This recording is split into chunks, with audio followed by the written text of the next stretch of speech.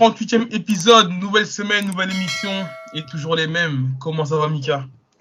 Bah écoute, ça va très bien. En plus, Mika, aujourd'hui, il vient avec deux croustilles. Ah, il y en a Deux deux. croustilles. Il y en a deux. Il y en a un autre, c'est pas vraiment un croustille, c'est plus de l'information. Mais il y en a un, c'est un vrai croustille. Et on va le sortir de toute manière en story pour bien montrer qu'on est les Et en plein premiers à épisode, l'avoir. on va Et pas le on- sortir maintenant, mais Ok. Mika a très bien investigué. Franchement, ils ont fait du super beau boulot, tes investigateurs. Bravo à toi, Eh Mika. oui, mes taupes, on va les appeler mes petites taupes. Est-ce que c'est les mêmes qui t'a passé les places d'arrêt ou pas? Ou c'est un autre? C'est des autres? Ah non, rien à voir. Le mec du Ares, Miskin, je crois, il est même plus sur Terre. Le Ah ouais? pauvre. Depuis que vous avez investi là au Ares avec le Renoir qui fait la sécurité en ranger et en short, Ah non, il y lui, a- il attend que de la violence, je te jure. non, lui, il veut que en découdre. Lui, il veut que, il veut que en découdre. Vraiment, vraiment. Mais bon, avant de passer au Krusty, on va revenir sur l'UFC 278 qui avait pour main event Peña vs Nunes 2 pour la ceinture des bantamweight. On va avant ça, Mika, on revient sur Ankalaev, Anthony Smith. Ouais, bah écoute, combat à moins de 93, un peu décevant, à l'image Mais du la combat carte. Paul Grec contre Ozmir. Ils se sont beaucoup respectés en fait. On l'a vu, Ouais. premier round. Franchement, le premier round, si à la fin Smith tombe pas là sur le dos là, euh, tu sais même, tu sais même pas qui donner. Bon, en Kalaev, tu sens quand même qu'il a la foudre dans les mains. Je crois c'est ça qui a vraiment tenu en respect Smith. Et dès la Ouais. fin du premier round, tu vois, Smith, il se touche la jambe. Je pense que le low kick, il lui a fait mal. Bon, Ouais. après, deuxième round, Smith, il sait je pense que comme il a plus de jambes, plus d'appui, il se dit, ouais, je vais essayer de l'amener au sol. Il fait une sorte de jump guard, tu vois. Ankalaev, il l'a gardé sans trop de difficulté et d'un coup, il a déclenché un grand pomme trop puissant Ouais. et il s'impose. Mais l'air de rien, Ankalaev, il fait le taf, hein. 9 victoires consécutives. Ouais. Futur prétendant, moi, aujourd'hui, je vois vraiment pas comment il peut pas être futur prétendant. Et voilà, quand tu sais que ce gars-là a perdu contre Paul Craig, bon, ça fait longtemps maintenant, ça fait quand même Ouais, puis même, c'était ça sur. fait 3-4 ans et c'était son premier combat à l'UFC. Depuis, il y a eu 9 combats, 9 victoires. Ouais. C'est quand même incroyable son parcours. Mais c'est là que tu vois que peut-être le niveau des moins de 93, c'est l'une des seules catégories à l'UFC qui est devenue moins forte qu'à l'époque. Ouais, je suis Je sais d'accord, ouais. pas ce que tu en penses, Non, je c'est suis une d'accord avec caté. toi. Ouais. Même ses dernières performances contre Volcano Zemir, ça me laisse toujours à désirer. Il manque peut-être de l'exclusivité de l'opposition, j'ai l'impression.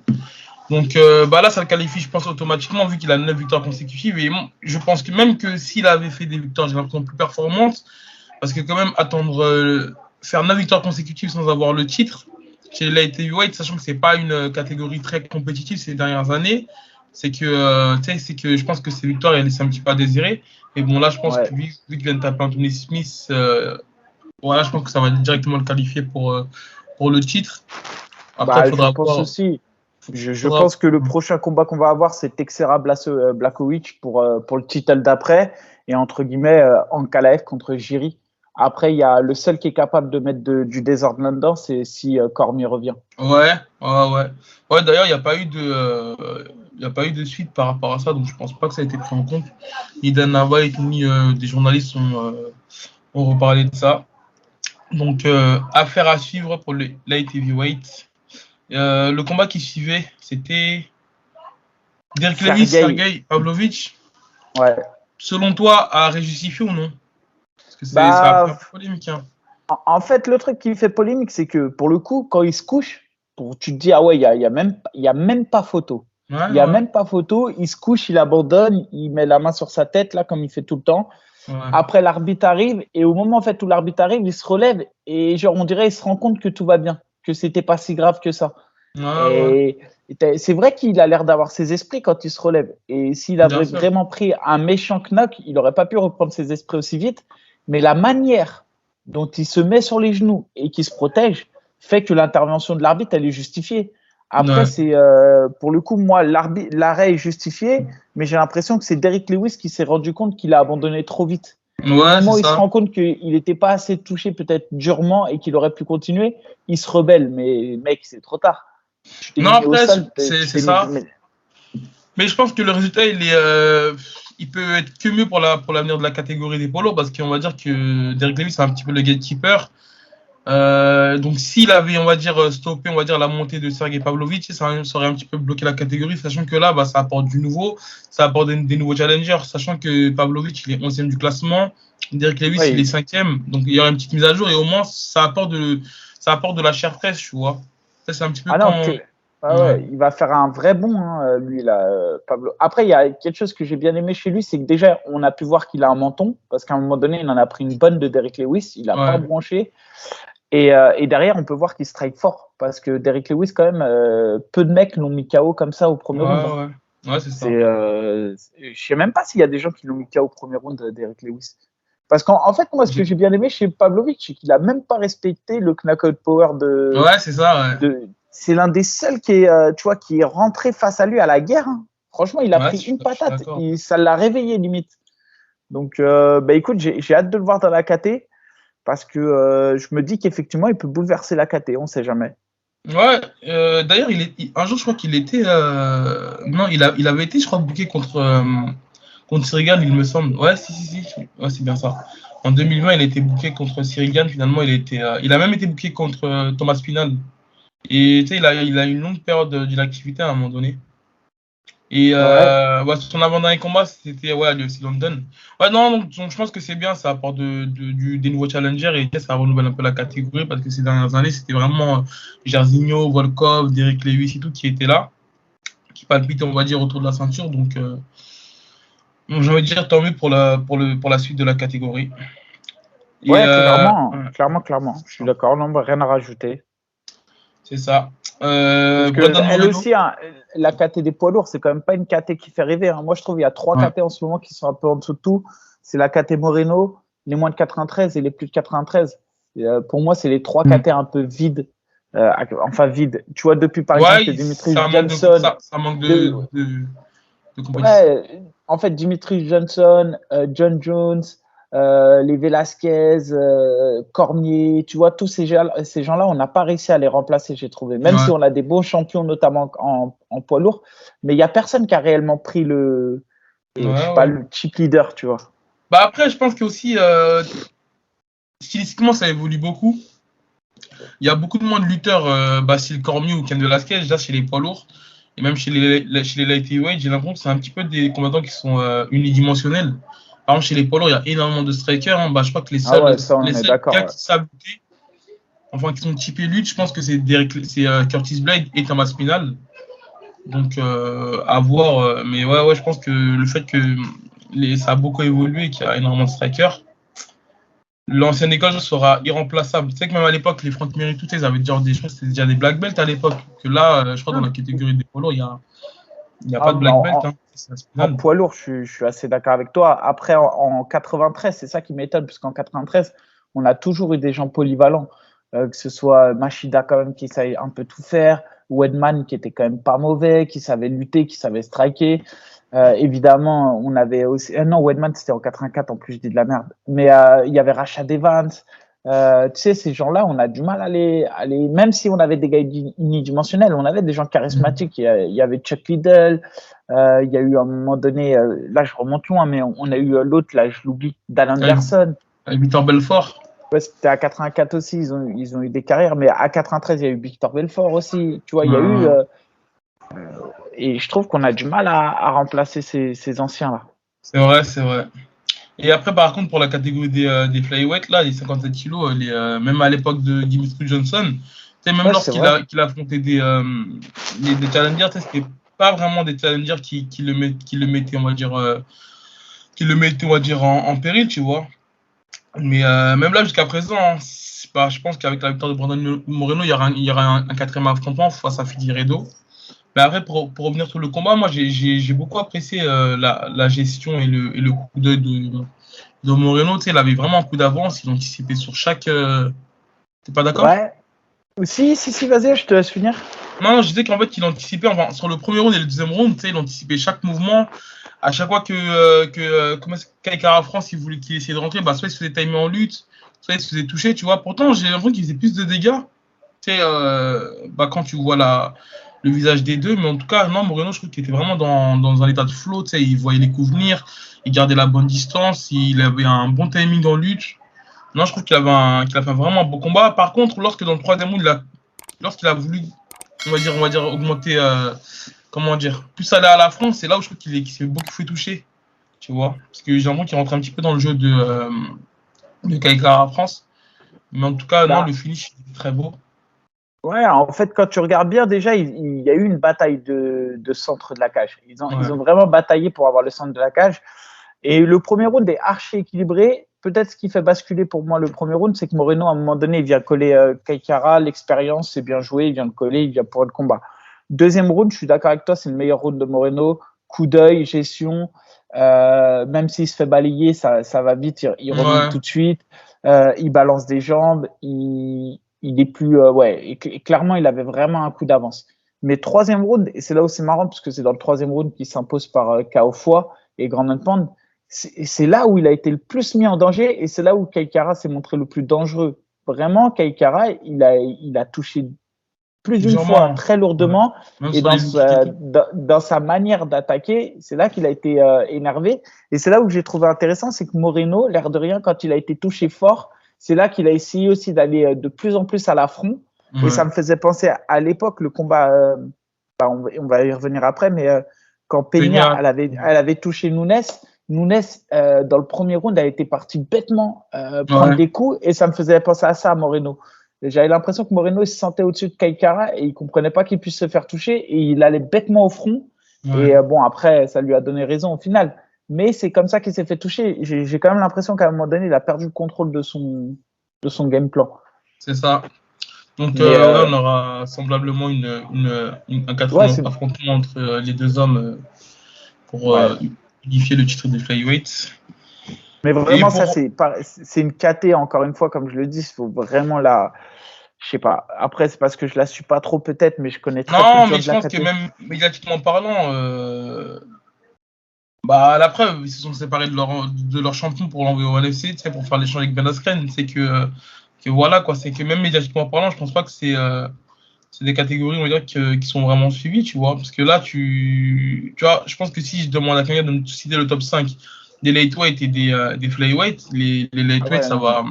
Les langues elles vont se délier que les flyweight, il y a même des gens tu sais, que je connais à peine, tu vois. Non, mais je suis d'accord.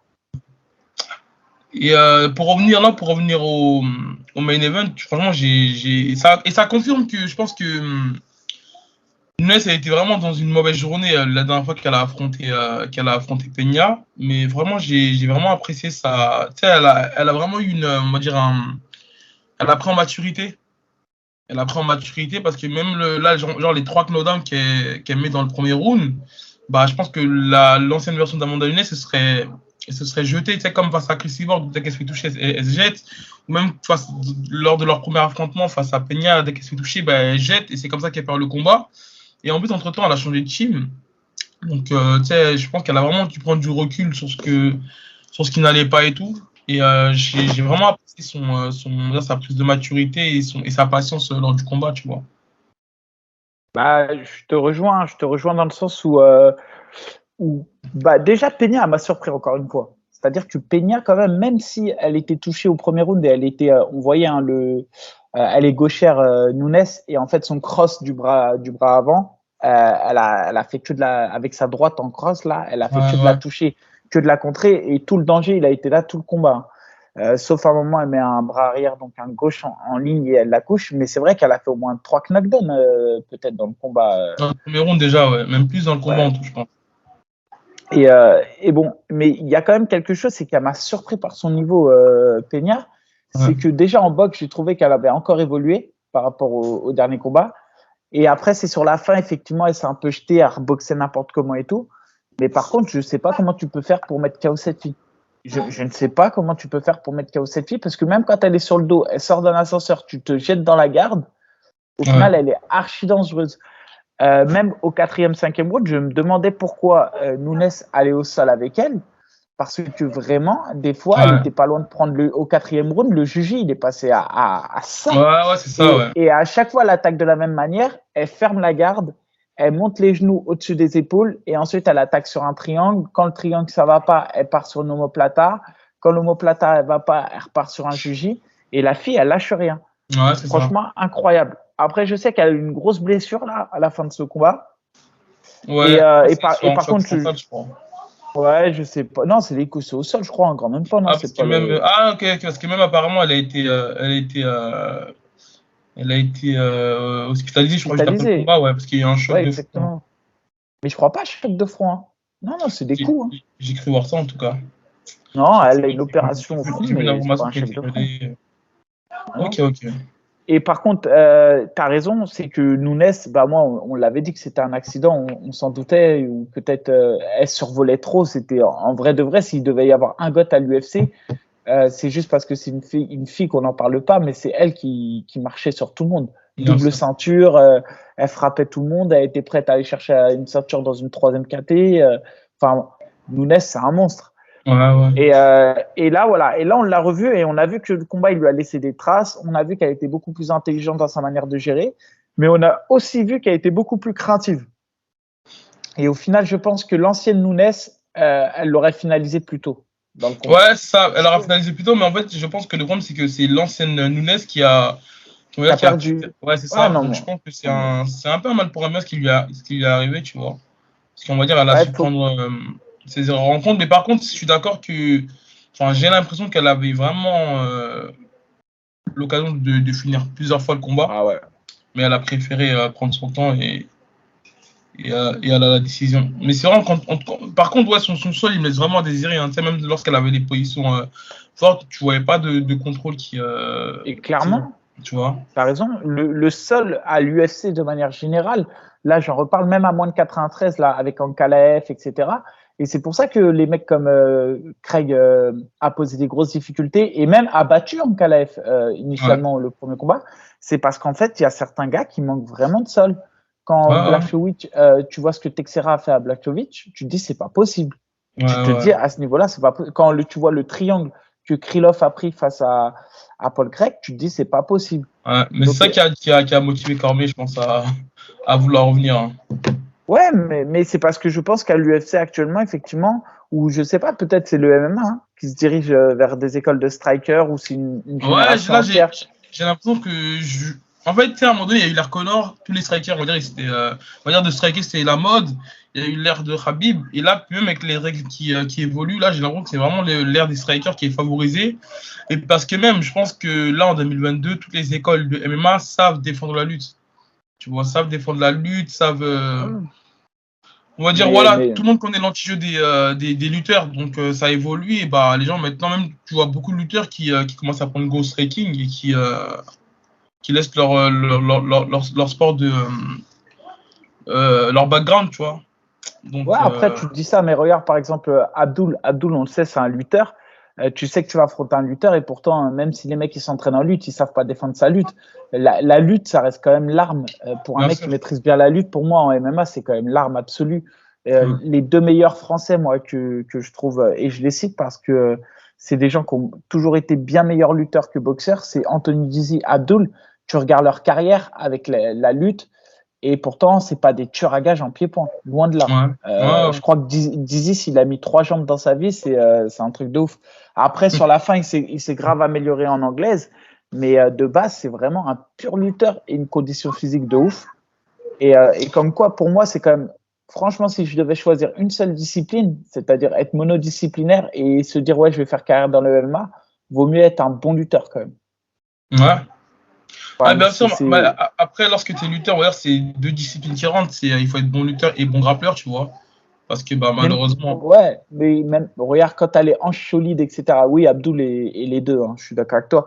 Mais quand tu as les hanches solides et tout, c'est dur d'aller soumettre quelqu'un. Tu vois, avec Ankalaev, tu vois, il a pas produit de sol, mais quand tu es dur sur tes hanches, tu bouges pas, tu bloques, tu peux t'en sortir. C'est ça. C'est ça, Mika. Je pense qu'on va passer à l'actualité du MMA français, Mika, avec la mise à jour de la carte RS8, le combat qui a été officialisé, qui a fait polémique, qui a envoyé Mika investiguer sur les dossiers de fond en comble Ali Naïk contre William Gomis. qui a été officialisé pour Ares 8 le 2 septembre, Mika.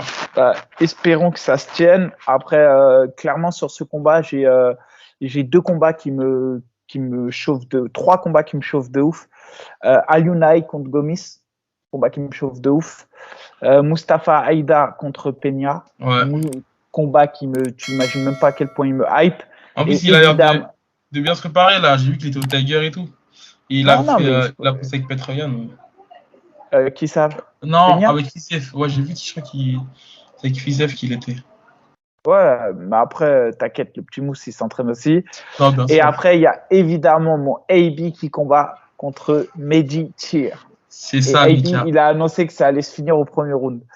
Après, j'ai vu aussi que la carte, elle est bien. J'ai vu la nouvelle signature d'un gars. Je pense que les Français, ils le connaissent pas forcément. Il s'appelle Racim Batouche. Ah, c'est Racim. Ouais, je le connais, Racim. C'est un gars de la FFA.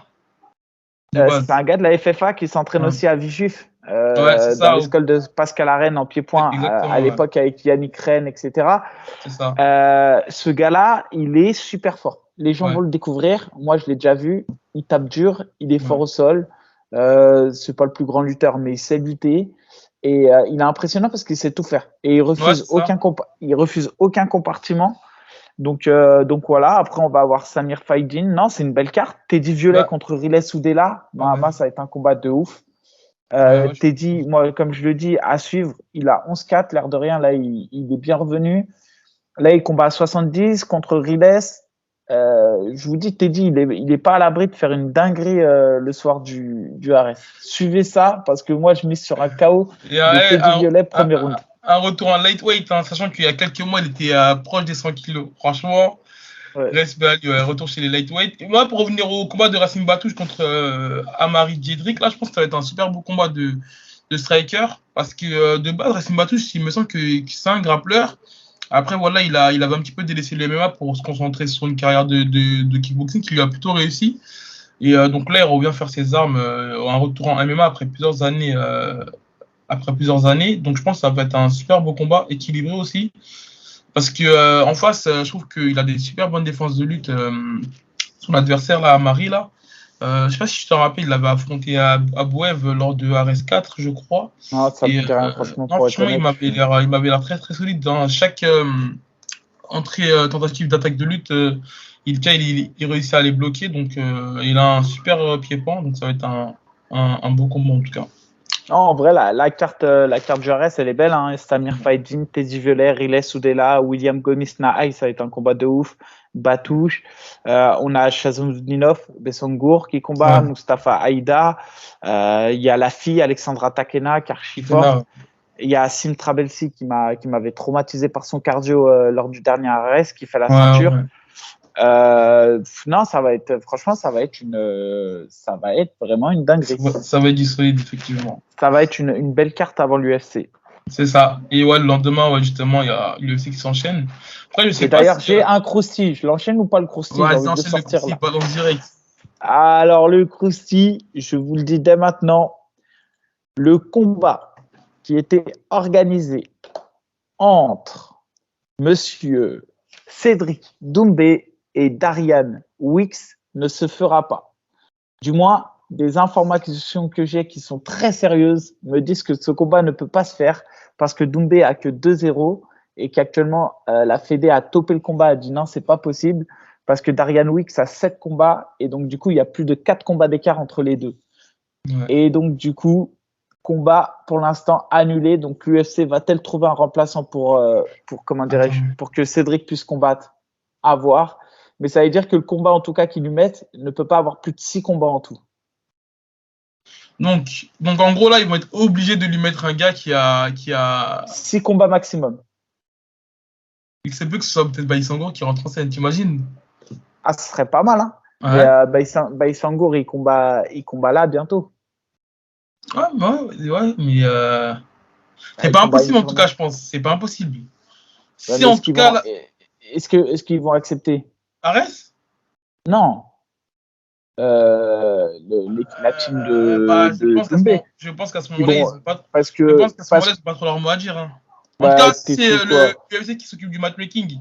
et Non, qui mais sort. l'UFC, je te le dis encore une fois, l'UFC, tu as deux types de profils. Tu as le profil, tu arrives, tu as 8-0, tu as 10 000 followers, ou je sais pas, et tu Oui, as c'est Cédric ça qui Doumbé qui arrive dans des circonstances un peu différentes. L'UFC, je pense que s'ils ont signé Doumbé, c'est parce qu'ils ont envie de le construire. Donc, ils n'ont ouais, effectivement. aucun intérêt à le mettre tout de suite face à un gros lutteur. Je pense qu'ils vont le laisser le temps de se construire. Après, non, j'y crois pas trop à ça. Franchement, pour être honnête, j'y crois pas trop. Mais en tout cas, voilà, des informations que j'ai très sérieuses. Le combat est pour l'instant annulé, mec. Ça, c'est le premier crousty que j'ai. Ok. Bah, deuxième prosti, Mika. Il y en avait un autre. Non, le deuxième crousty, c'est plus. Bah écoute, j'ai vu qu'il y avait la Supreme League qui revient. Voilà, Supreme Ouais. League, les deux premières Supreme League qui ont été organisées, je les ai gagnées. Et j'en ai gagné une avec la FFA, la première. Et l'autre, je l'ai gagné avec Le crossfight à l'époque. le Crossfight, exactement. Ouais, pour faire un petit résumé, là, ça c'est vraiment de la old school. La Supreme League, c'est des teams qui s'affrontent avec bah, dans chaque catégorie un combattant. Et donc, c'est celui qui a le plus de victoires qui est considéré comme meilleur C'est team, c'est bien ça, ça? je crois, en gros, il y aura 5 catégories de poids. À la fin, bah, tu fais l'addition voilà, qui a le plus de victoires dans chaque équipe, entre guillemets, Ouais. et paf, l'équipe opposée est comment dire, est éliminée. Et du coup, là, en fait, le concept, il y a 16 équipes. Donc, ça veut dire qu'il y aura 16 équipes. Tu as 8 équipes parisiennes, Hatch Academy, Old School, Platinum, la team Losco. Donc, tu vois, Losco, il a fait sa team. Je ne savais même Ouais, pas. Fight Industry. Ouais, Désolé sûrement. si je me trompe de nom, Bah, mais je je sais crois que pas. c'est ça. En tout cas, c'est Team Losco, Snake Team, Free Fight Academy, la Chapa Kente et le SDCL Center. Ça, c'est pour l'Île-de-France. C'est Ok. les 8 teams de l'Île-de-France. Et en fait, le premier tirage, ils feront 4 teams, enfin, 4 teams Île-de-France qui affrontent 4 teams de province. Et le deuxième événement, pareil, ils vont faire 4 teams Île-de-France qui affrontent 4 provinces. Et ensuite, sur les 8 teams restantes, ils feront au hasard, en Mais là, mélangeant province et team. il y a toutes les catégories ou pas? Parce que je crois qu'à l'époque, ça s'arrêtait à 84, non? Ou Non, 93? je crois qu'ils vont choisir 5 KT. Donc, je pense qu'ils vont faire 66, 70, 77, 84, 93 ou peut-être 70, 77, 84, 93 et plus de 93. À voir. C'est vrai que Pour ça rappelle l'instant, de. Ouais. et pour les clubs provinciaux, Old Dog Fight Strasbourg, la team de Foissard à Marseille, la team de Ducas, Sciences Ducas Marseille. Alors ça, pardon, je connais pas bien, mais c'est le Suma Training Center Bayonne. Je connais pas. Il y a une team belge, c'est le Kaj Souyouf Naja, je ne connais pas non plus. Le Chaos Squad de Saint-Etienne, la team Climax à Lyon et le KTP Scola de Ça, Bastia. c'est en Corse. Ouais, exactement, à Bastia. Ouais. Donc en Ok, Corse. ok. Donc voilà pour les 8 teams. Et donc la première demi-finale, enfin le premier 8e de finale aura lieu le 14 octobre. Ouais, mais c'est bien, ça Voilà. rappelle des beaux souvenirs, la Grave, Supreme League, je te jure. de fou. Tu te souviens, moi j'avais affronté le Kenge, c'était en finale, j'avais affronté le Kenge. Il y avait le fameux combat Franck Guillot Chaban. Non, non, non, moi je me rappelle bien, je crois, de Sylvain Potard et Bakar Baldé qui s'étaient affrontés. Je sais pas si c'est. C'était ce soir-là, c'était le Ok. même soir. C'était le même soir. Ah ouais, non, Et c'était un beau fight. effectivement. Ah non, c'était au 100% fight ça. Ça s'est pas fait justement à la Supreme League, ça s'était fait au 100% fight. Lequel? Le combat que j'ai cité ou le combat que tu as cité? Potard contre Baldé. Potard Ah, c'était pas Baldé, la ça Supreme League, ça? ils devaient le faire à la Supreme League et ils ne se sont pas rencontrés comme ils s'étaient déjà affrontés au 100% fight. Un Ok, truc comme ça, ok. je me souviens plus exactement. En tout cas, j'ai gagné les deux Supreme League, même si Hatch, il dit que la première, il y a eu égalité entre la FFA et la Hatch Academy. Moi, je le dis, Hatch, t'as pas gagné, tu le sais. C'est la Free Fight Academy de Mathieu Nicourt qui avait gagné. Et moi, je dis, attention cette année, de ce que j'ai vu, attention à la Old School, qui ont une grosse Ouais, team. il y a du solide, Franchement, hein. Du ouais, ils solide sont en ce solides, moment. les gars qui vont combattre pour eux. Donc voilà, mais en tout cas, c'est bien, on va avoir des petits jeunes et hâte de voir ça. C'est ça. Il me semble qu'on a fait le tour. En fait, on devait recevoir Abdul, mais si on l'a pas là, on l'aura sûrement la semaine prochaine. Ouais, alors pour que tout le monde sache, on va essayer de recevoir chacun des Français qui vont combattre là le 3 septembre. Donc pour l'instant, on le sait, on a Taylor Lapillus. Normalement, c'est sûr qu'on l'aura. Nassour, c'est du sûr aussi. Cyril gagne, je vais laisser AB s'engager là-dessus. Ensuite, Zara Ferme, on va essayer de la contacter pour qu'elle puisse venir discuter. Ouais. Cédric Doumbé, compliqué. On n'a pas Je te jure. on n'a pas trop de liens. Et pour l'instant, bah voilà, c'est les 5 en lice. Benoît Saint-Denis aussi, on le reprendra. Ah, Benoît Saint-Denis, bah oui, voilà, putain, c'est lui que je cherchais. Bien sûr, Ouais. lui, c'est bon. Lui, c'est du sûr aussi. Ok. Il viendra. Donc, on a les 6 Français, voilà. Et donc, il y a deux points d'interrogation, mais normalement, le reste, c'est bon. On aura C'est tous. ça, Ils viendront ok. dire leurs petits mots. C'est ça. Donc, je vous dis, soit là, il y a l'intro de fin, ou soit il y a Abdul qui arrive. Donc, même nous, on est. Ouais, t'allais dire quoi? Non, t'inquiète, c'est parce qu'après, j'ai vu qu'à un moment donné, il y avait une question genre, est-ce que Mickaël pourra faire le AB Show après son combat? Ah oui, attends. Ouais. Franchement, la dernière fois, t'as sorti une belle punchline, mais je te jure que celle qu'il a mis, elle était pas mal aussi. Donc là, je dis 1-1, un partout là. C'était quoi ma punchline? Je me souviens plus. En gros, là, tu parlais, t'étais sérieux, t'as dit quoi? T'as dit que. Je sais plus ce que t'as dit. Mais Non, c'était dans. bon, bref. T'as Mais dit- en tout cas, je sais pas c'est qui a demandé est-ce que je serais apte à combattre, et de ce que j'ai compris, il a dit qu'on allait enregistrer les émissions en avance, c'est ça? Et que par la suite, que je serai tout seul, parce que je pense qu'il laisse entendre que tu seras pas en état d'enregistrer. En convalescence. Ouais, je comprends. Bah écoute, T'as quelque chose à répondre? non, je peux vous assurer que je serai bien présent. À la rigueur, je marque vite, donc c'est possible que j'ai une petite griffure sur le front, un petit truc comme ça, parce que ma peau, elle marque vite. Mais rien de plus, tout ira bien, vous inquiétez pas. Ça va aller vite. Ce combat ira très vite. Hein. Tout ira bien Faudra pas cligner des yeux. Donc tout ira mal pour lui, c'est ça? Ah, non, moi après, attends, je vais doucement avec lui, parce que psychologiquement, faut pas trop le brusquer. Je voudrais que le combat se fasse. Alors, si j'y vais trop fort d'un coup, après, tu vois, j'ai peur pour lui. Moi, là, il sort d'une défaite. Faut qu'il reprenne confiance en lui, et après, t'inquiète. D'ailleurs, c'est bon, t'as reçu le paiement. Ah, c'est bon, j'ai reçu. D'ailleurs, les deux très bons payeurs. Tout s'est bien passé. D'ailleurs, j'ai été au restaurant samedi soir et vendredi soir, et je te jure, AB, je jure je mens pas. Je vous jure sur tout ce que j'ai. J'ai fait une intoxication alimentaire. Ah, ils ont pensé les deux ouf. je vous jure, tout samedi, j'ai vomi. J'ai vomi. Incroyable. Incroyable. Ça, ils t'ont envoyé vraiment l'histoire à contre-cœur, ça veut dire ça. Non, même pas, parce qu'ils l'ont fait. Tu vois, franchement, ça s'est fait. J'ai envoyé mon RIB, ils m'ont dit tac, tac, nickel. Et hier, c'était le restaurant. On va dire qu'hier, j'ai pris sur la partie à Guillaume. Donc, c'est Guillaume qui a régalé. Et ma prochaine semaine de vacances, par contre, c'est Karl. C'est auprès de Karl. Ouais, ça sera le Resort Amoussou Hotel. Ah là.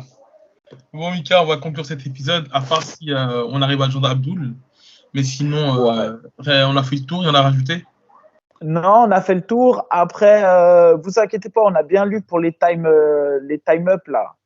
Pour timer, on travaille. La dernière fois, je l'ai fait. En fait, à la rigueur, il faut que vous allez dans la description et que vous cliquez directement en fait sur le timer, parce que ça s'est pas affiché en fait sur la lecture de la vidéo, mais sinon sur la description, faut cliquer là-dessus. Mais je vais voir.